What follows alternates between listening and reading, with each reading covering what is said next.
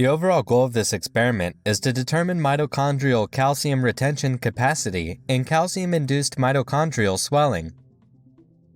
This method can help answer key questions in the study of mitochondrial dysfunction, such as abnormal energy metabolism. The main advantage of this technique is that it's very simple and effective.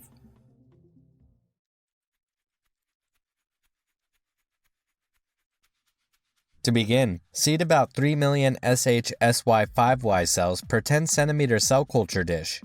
Remove the medium and wash the cells with about 1 ml of ice-cold PBS in a 10 cm cell culture dish 3 times.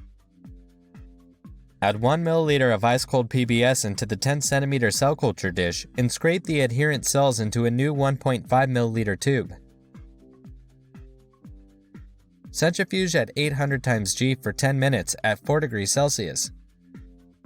During the centrifugation, prepare 5 ml of mitochondrial isolation buffer supplemented with 50 microliters of protease inhibitor stock solution. Remove the supernatant and resuspend the pellet with 1 ml of mitochondrial isolation buffer. Incubate the 1.5 ml tube on ice for 30 minutes.